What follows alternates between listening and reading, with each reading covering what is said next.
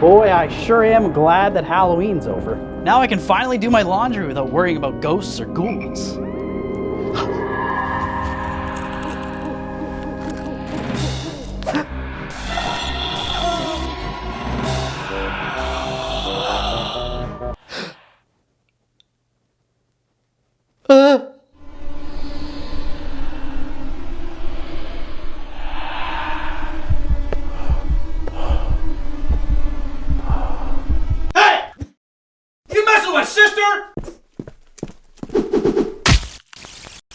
For this year's spooky season, I wish to talk to you guys about a game that's scariest aspect is its resale value. I wish I was joking, but this game quite literally goes up to $4,000 on eBay. So I don't have a physical copy. And I'm emulating it. Published in North America by AgeTech and released as a PS2 exclusive, Kuon was FromSoftware's first foray into survival horror. Coming out a fresh 8 years after the original Resident Evil for PS1 and 5 years after Silent Hill, Kuon at a glance could be seen as just a clone of these frightful franchises. However, I think Kuon is more than just a mere clone. It has its own unique qualities and a bizarre story that I think, had it taken off in popularity, we would have seen it become a survival horror franchise that would be right up there with the greats. I went into Kuon with the preconceived notion that this was just going to be another game riding off the coattails of my favorite survival horror titles. But when I came out the other side, what I got was a pretty decent survival horror experience with an absolutely strange yet deep story that is every bit as confusing as it is intriguing. Kuon's intro sets the game's tone immediately. It starts off by showing the dark bedroom of Lord Fujiwara, who is awoken by a strange song sung by the scariest of creatures, children.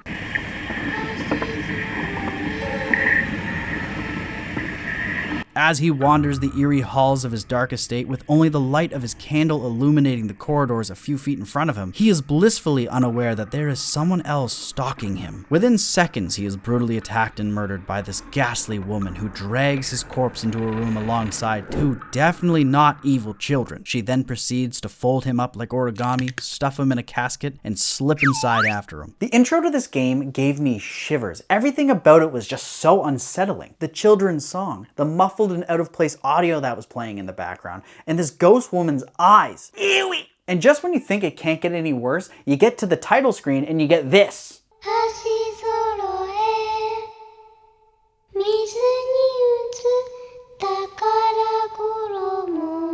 I don't know what those kids are singing nowadays, but it's got me turned.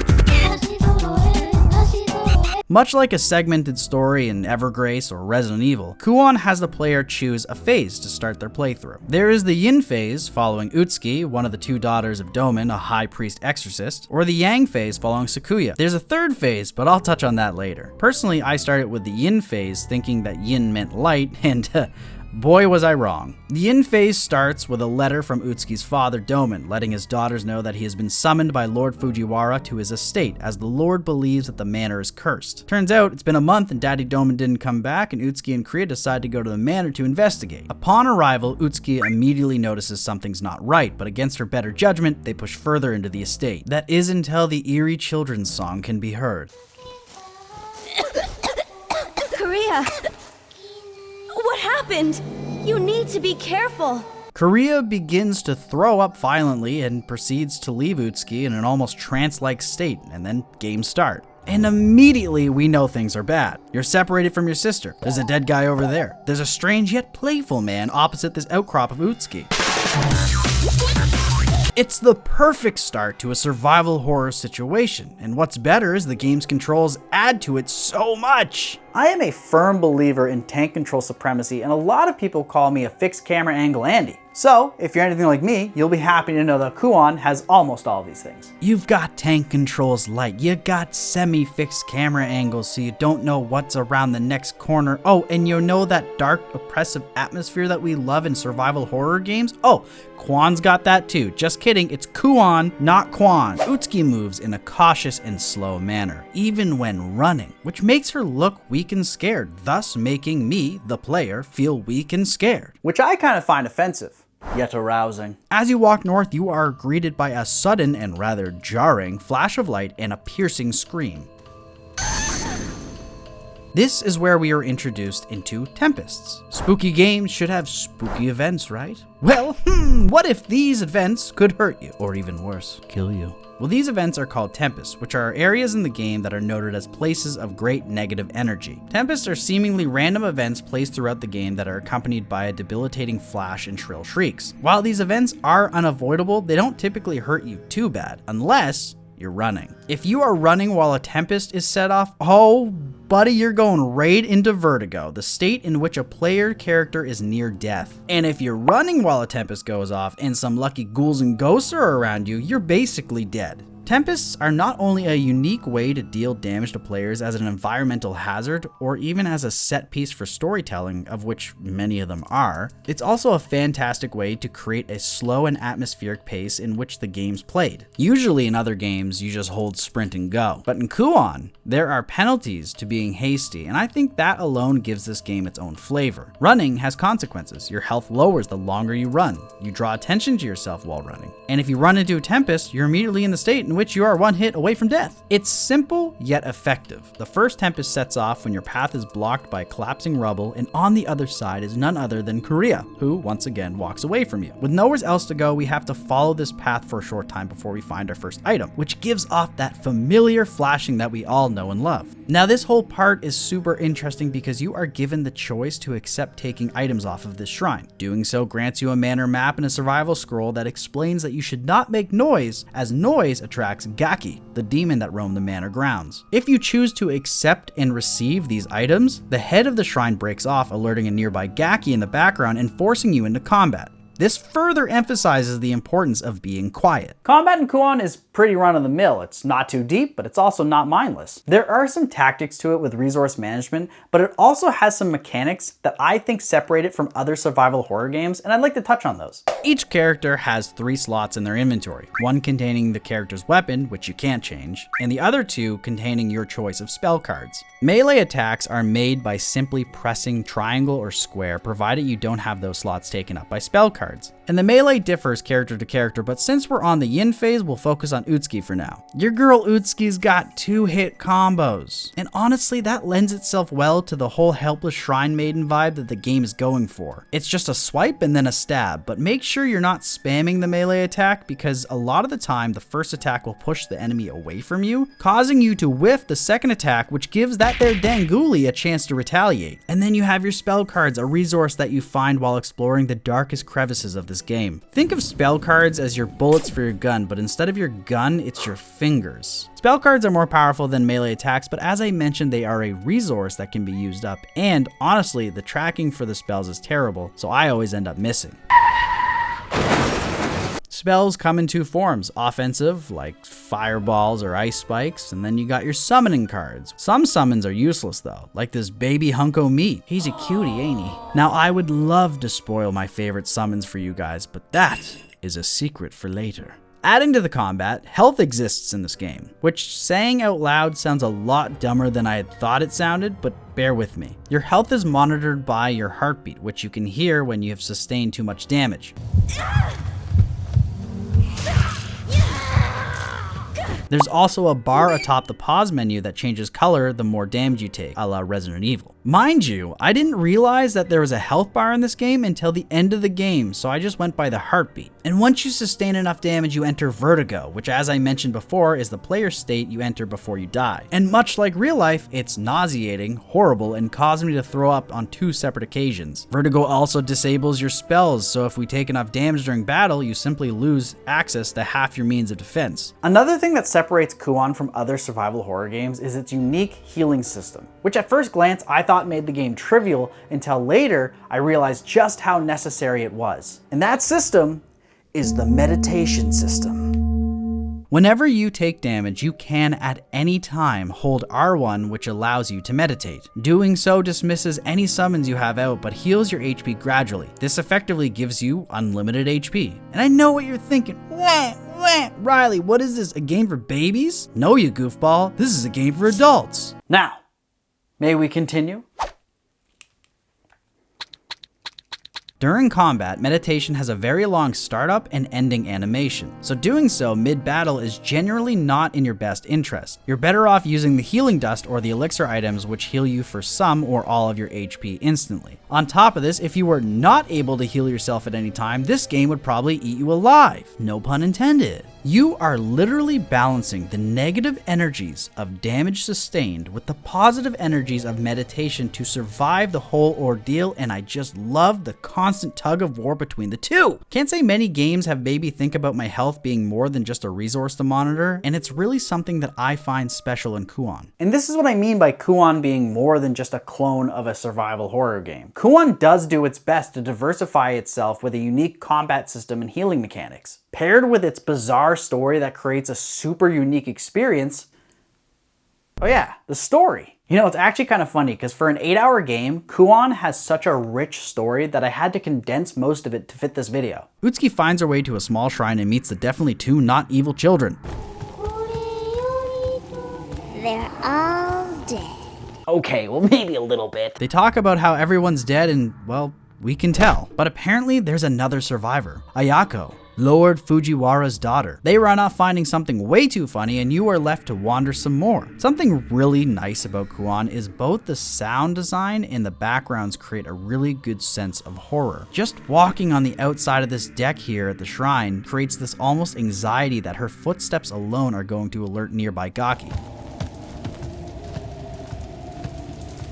That paired with the ambient sounds of the estate really drove the fear of the unknown home for me. Then it goes and puts in what I always call ambient horror, like scary backgrounds that don't have much consequence in-game but add to the experience. For example, I walked past this lit room and what do I see? Zombie shadows, who follow me as I move. I can't tell you how much I love this. Ambience like this should be a staple in all survival horror games. Just small, scary details that do wonders to spark the fear in people's hearts. We make it to an even smaller, small shrine where we find out through patented survival horror storytelling, aka reading journals, that this shrine can only be opened by bringing 3 metal spikes and 3 wooden discs to it. So naturally we explore the grounds, eventually crossing paths with none other than Sakuya, the second phase's protagonist. She's in the middle of a ritual when suddenly we are attacked by a Gaki. Sakuya comes to the rescue and it's this cutscene that I notice for the first time that nobody's lips move when they speak.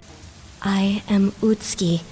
I live in the shrine, not far from here. I'm Sakuya. Oh, look at me. Ooh, telling some very important lore. It's also worth mentioning that the ritual that Sakuya was performing is the ritual of cleansing, this game's version of saving. You know ink ribbons and typewriters? Well, this game's got paper boats and rivers. Same concept, different look. The ritual boats are found everywhere but are a finite resource much like ink ribbons, and I just wanted to take this moment to say I miss saving being a resource in survival horror games. And I know, it's a modern convenience now and I get that, but damn, something about managing saves brought the fear of dying to a whole new level. After this chance encounter with Sakuya, the girls give each other gifts. Sakuya gives Utsuki some spell cards, and Utsuki gives Sakuya a bloody rag. Oh wow, a bloody rag. What do I say? Thanks! Funny enough, that bloody rag is one of the many key items in this game. Instead of locked doors, we have sealed doors, and instead of keys, we have sacred cloths bathed in the blood of a dead priest? I'm not clear on this one. Anyways, these cloths are the only way to break the seals on doors, and you have to match the corresponding cloth with the seal, like the sacred cloth of Uranus to the magical seal of Uranus. I'm 10, I know. It's here we enter the manor proper in search of the spikes and discs, but come across a rather disturbing note. A note left for Korea, dated 2 weeks ago, saying the following: I will be away for some time. If something strange happens, proceed to the manor. I'll prepare many victims with you to merge with. Yeah, this note's a little concerning. Mainly the last part about merging. Listen, bud, there's only one thing I'm gonna be merging with, and it's the merging lane on the way out of this place. You know what I'm saying? In the manor itself, we deal with ghosts, gakis, and the odd puzzle or two. The Seer's puzzle, which is some sort of dial puzzle that at first glance makes no sense until you pick up clues hidden around the manor on how to solve it, and the Zodiac puzzle, which I finished by trial and error. Both are required to be finished to progress further in the game. We make our way into the West Wing where we see our first encounter with Ayako, who seems to be startled by you and scampers away like Scooby-Doo.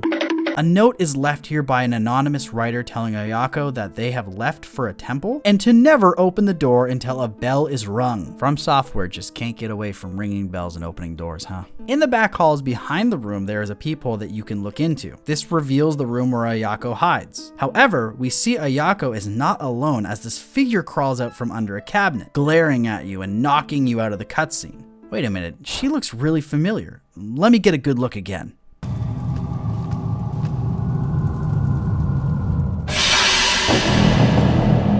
Korea? Bro, that wasn't even scary. Yeah, that girl right there is Korea, and it turns out Korea is the girl from the start of the game. It was here that we realized that your sister is not sick with any mere ailment, but rather sick with the ailment of undeath. We continue further and meet Daddy Doman, who is doing a little sussy digging in this awfully wet sounding casket. He asks where Korea is, and knowing what we know, we ask for his help. Daddy Doman shrugs off Utsuki's plead for help and hands her another sacred cloth before returning to his mushy business. Oh, well, if Dad's not scared, I'm sure there's nothing for us to be scared about either.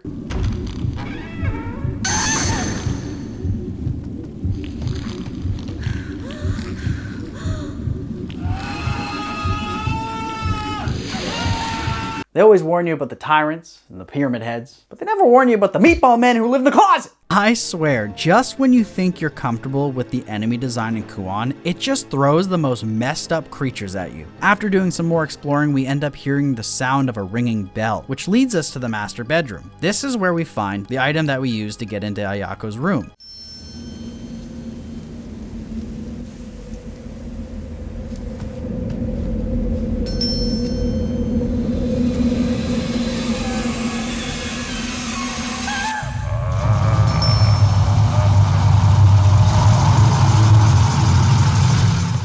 That's right, the first boss battle, and it's against none other than the Lord of the Manor himself, Fujiwara. Honestly, the Fujiwara fight is actually quite stressful due to him skittering about, but luckily I had tons of spells and summons to take care of him pretty quickly. After defeating him, a cutscene plays, and it's revealed that Korea seems to be inside the Lord, wearing him like a bodysuit. And I know what you're thinking, that's actually not that gross, Riley. That stuff's disgusting to me, okay? So please respect that. We take the bell and ring it in front of the door and meet Ayako, who complains about the song being sung at nightfall. She says that the song seems to be causing some sort of disease in the estate, but suddenly the children's song can be heard, and who else shows up but the two twins in Korea, who then proceed to steal Ayako. Now, I say steal, but they probably killed her. And I said probably, they killed her.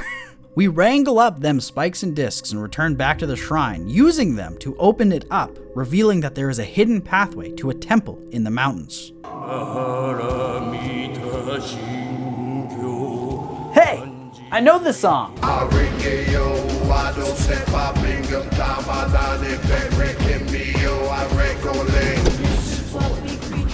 The temple is a silk-covered, zombie-infested Gakigaluza, and it's all neatly packed into one very small section of the game. It's here Utsuki finds her first weapon upgrade, the Winter Blade. While it's kind of a bummer that you can't change your weapons in this game, the characters do receive upgrades by finding them throughout the game, which I do appreciate, even if they are just elemental reskins of the base weapon. There's a lot of documents here, so I'm not going to bore you with all of it, but the most important ones state that the spikes you use to open the shrine have the ability to suppress demonic power, and that Lady Fujiwara, the wife of Lord Fujiwara, came here with a bunch of people afflicted with the disease, herself included. We meet a monk who's the man behind the chanting, and he warns Utsuki to avoid the sick, aka the zombies, as they are looking to merge with another creature. Now from here we find a pot, put it in this Buddha's hand, and reveal another secret entrance going to an underground cave system. Now for level design, Kuon likes to pull a few pages out of Capcom's books and give you what I can only describe as the Resident Evil level formula. We start in a manor, make our way to a connecting area, then find ourselves in an underground facility where more darker aspects of the game take place. However, instead of laboratories filled with biological weapons, Kuon has rivers of blood, baby! Woo! The first time you're in the underground is actually very brief. Your path's blocked, so you gotta turn around and head back to the temple. However, once we get there, we're ambushed by Korea, only to awaken back in the underground. Now I know it doesn't seem like it, but what has transpired here in this small and seemingly unimportant cutscene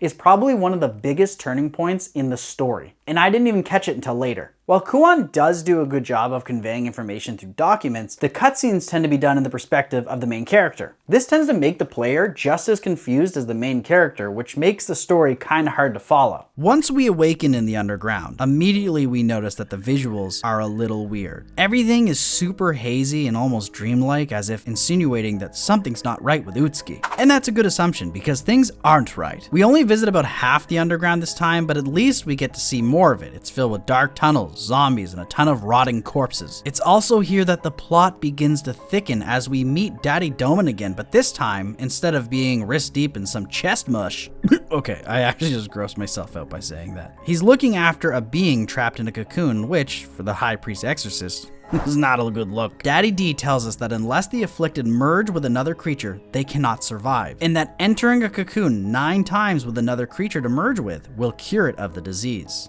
It's also here that Daddy Doman tells Utsuki to merge with her sister, and that she is the reason Korea is dead. Now, immediately after this cutscene, there is shouting coming from a tunnel. You find a crack and you peer through it, and what do you see but Korea throwing Utsuki off of a cliff, which in the moment confused the hell out of me. And still does. Only moments later, you go to that body and you find out that it's a merged version of yourself in Korea. Now, I'm not gonna lie to you guys, I legit cannot explain whose body this is for reasons that I'll get into during the next phase. The totally not evil twins tell you to merge with the body in a wicker chest, and you do so, and awaken at a shrine. This shrine is the home of Utsuki, Korea, and Daddy Doman. A small complaint I have about this game is that the levels don't really feel interconnected. Like in the Spencer's Mansion in Resident Evil 1, you can go from point A to point B, and then point B back to point A just by backtracking. But in Kuon, once you enter a new area, you can't go back. It's not a huge deal, but it's something that I felt was missing from the game. Kuon does something weird, as in this area, we find out probably one of the most important pieces of information, but it's through a document. Now, I don't know about you guys, but when a game tells me a very important piece of information through a document, I feel like I'm a little, it's like not, it's not as pizzazz.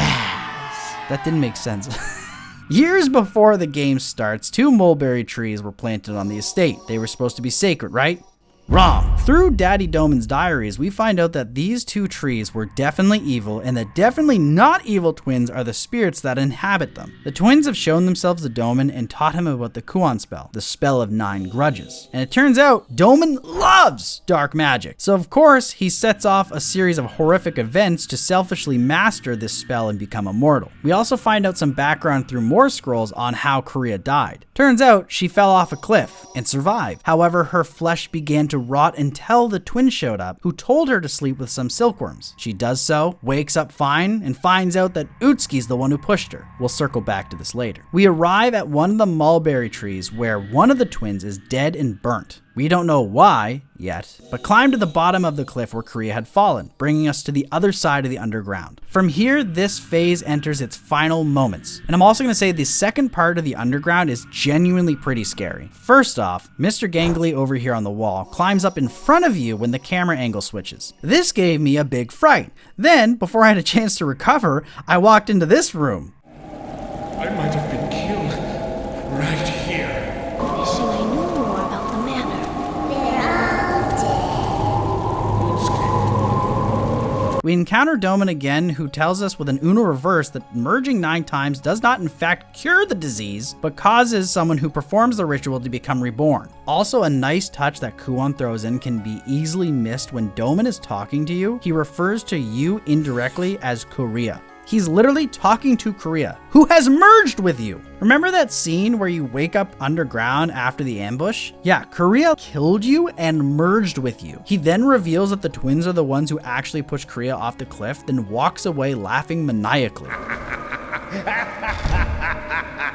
The phase then ends with a tired and rotting Utsuki/Korea looking to merge with something. Sakuya arrives to help but is attacked by Utsuki, and the phase ends. Now, while the Yang phase is different, it does repeat a lot of set pieces in the game. So to save you some time and a little bit of sanity, I'm just gonna go over the story, some differences, and the things I liked. In the Yang phase, we take control of Daddy Doman's disciple, Sakuya. She arrives at the Lord's Manor around the same time Utsuki and Korea, but do be with her gang of Raw Yellows. That's a Yu-Gi-Oh! GX reference. Get your game on! And in the Raw Yellows, we have Sakuya's brother, Dorio, the newest recruit, Dochin, and their leader, Dokai. guy. And I call these boys the Triple Ds. For combat, the only difference is that Sakuya's weapon is a fan, which is way more badass than a knife. Also, something I really appreciate is Sakuya walks with way more confidence than Utsuki did. This is that indirect storytelling that we know and love from FromSoftware, except it's tied into animations rather than item descriptions. Utsuki is this weak shrine maiden who's just trying to survive the whole ordeal, while Sakuya is an exorcist who gets there and she's just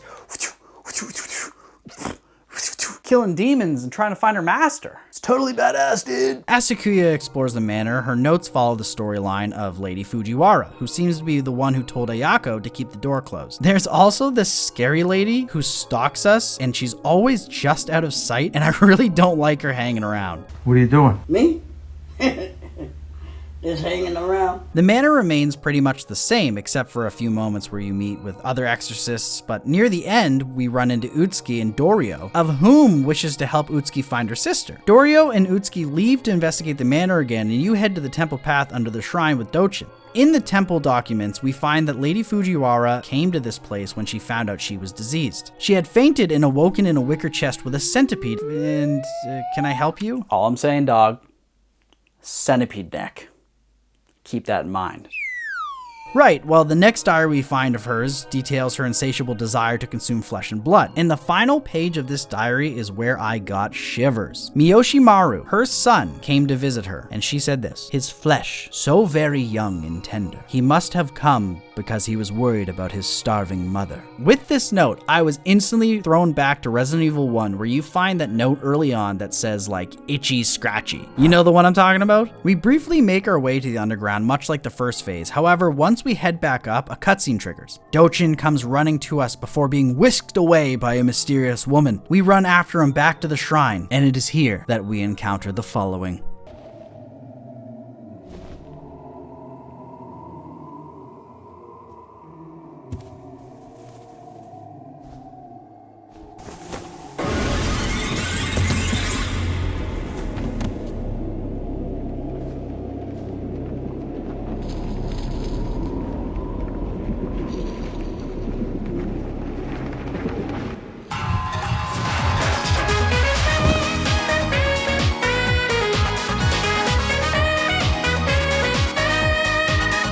The Lady Fujiwara fight is by far my favorite fight in the game. She is scary, kinda hard, and whenever she bends her head back and forth to make an attack, the shamisen in the song plays on beat, just adding to the creepiness.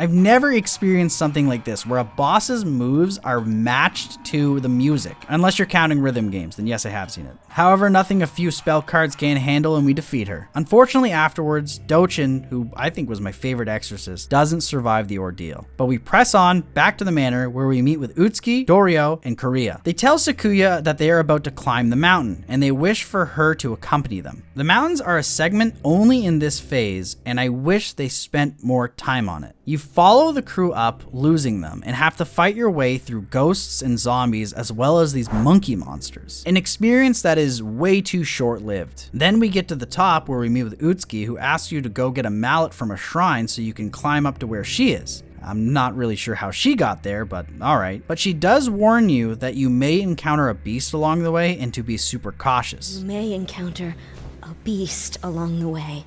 Be careful. Alright, Utsuki, everything up to this point has been pretty easy. I should be fine.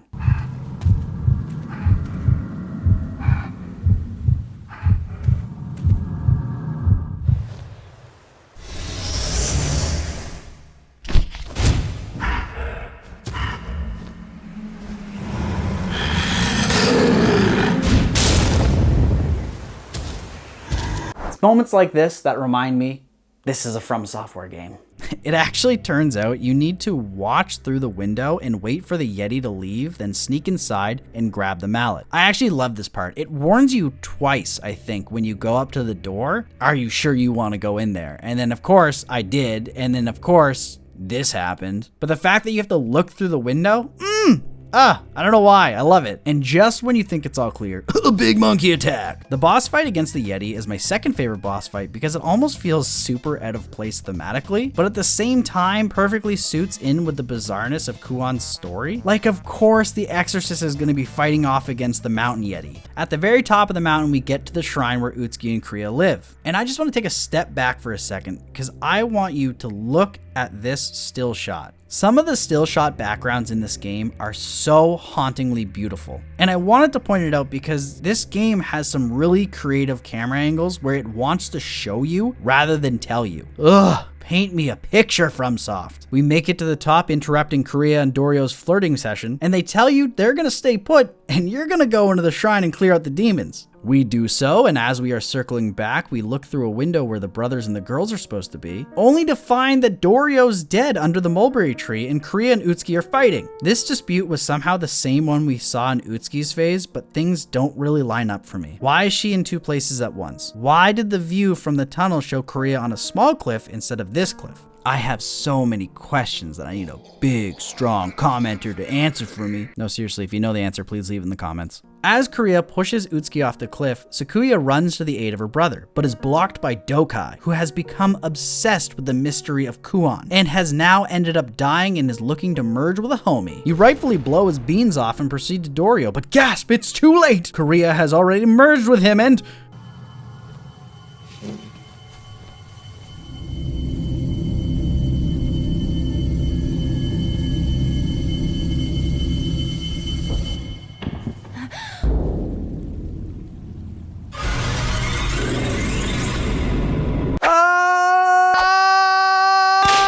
This amalgamation of Dorio and Kriya is a half-merged monstrosity that you have to fight. Luckily, it's not too hard of a fight because all they do is blast gas.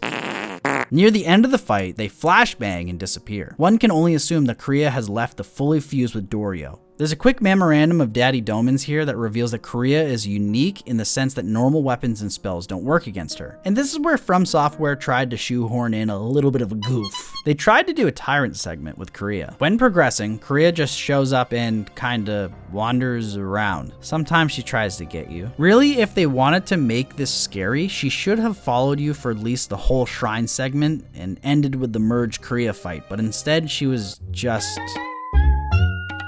Before we go underground, we burn one of the mulberry trees, and this is the reason why one of the twins is face down and baked in a buttery crispy flake during Utsuki's phase. Sakuya runs into listen, I'm sorry, I gotta stop saying Daddy Doman. Sakuya runs into Doman. He reveals that his plan was to use his disciples to further the Kuon spell, and this enrages Sakuya. She shoots a fireball at him, but to no avail, showing just how strong Doman is compared to you. You are then left to escape the collapsing underground after Doman planted C4 on all the structural pillars, and you only have 5 minutes to get out of here, so you better run! No, I wish. In reality, after Doman leaves, Sakuya encounters the very angry child and the tyrant Kriya, who starts to appear in the second room, but then she just vanishes, and you never find her again. The chase sequences in this game feel like they are seriously bugged. Like, sometimes I'll just be standing there and Kriya won't even follow me. It's like they didn't design the AI properly, and they just assumed that anytime someone saw Kriya, they would just hightail it away. After running away from Kriya, we have the same cutscene as Utsuki's ending, and we unlock my favorite phase,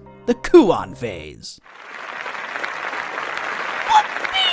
Okay, so you know how at the end of every Resident Evil game, it turns into an action sequence where the main character gets a rocket launcher and shoots it against an abomination that is a mockery of life itself? Well, the Kuon phase is kind of like that. But instead of a rocket launcher, you get a High Priestess Exorcist, which is effectively a rocket launcher. Throughout the two phases, Doman's notes allude to his hate for a person named Saime.